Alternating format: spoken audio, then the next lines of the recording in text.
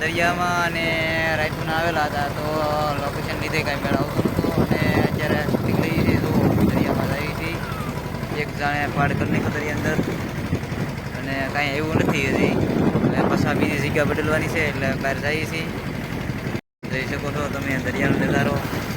અને એક અહીંયા અમારા સંગાથી માણ હારે થઈ ગયું છે, હાઈલા જાય છે, ભેગા થઈ ગયા છે દરિયામાં. એક અહીંયા વાણ આવેલું જાય છે, અહીંયા આપણે આગળ પડી ગયું વધારે અને પાણીની સ્પીડ વાણની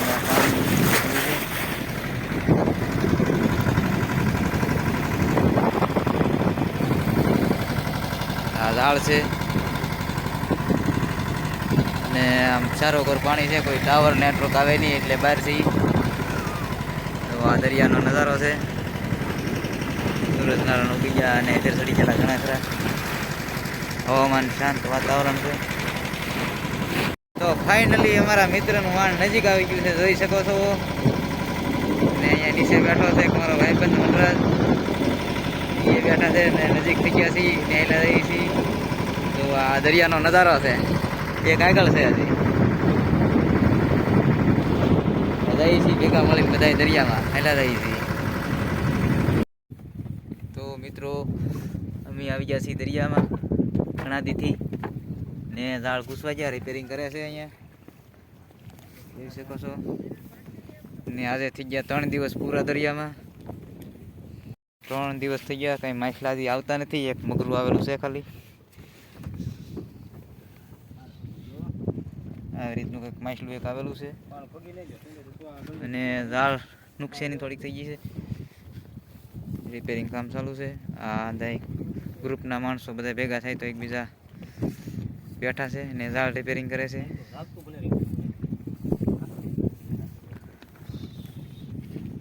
જોઈ શકો છો.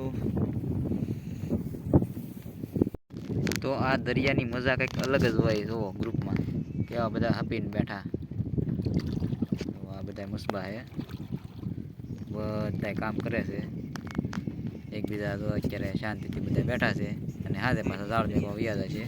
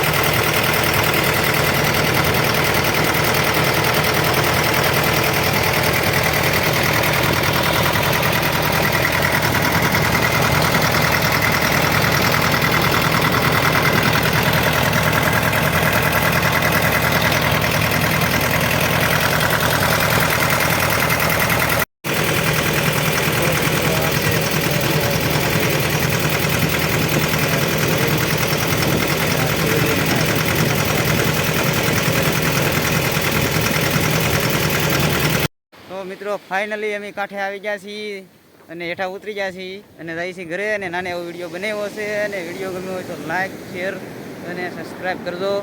અને ઘરે જઈએ છીએ, 4-5 દિવસથી દરિયામાં હતા તો હવે આવી ગયા છીએ ઘરે. અને માછલામાં કાંઈ એવું નથી, પણ આવતા વિડીયોમાં જોવું આવે તો વિડીયો ગમે તો લાઈક શેર કરજો.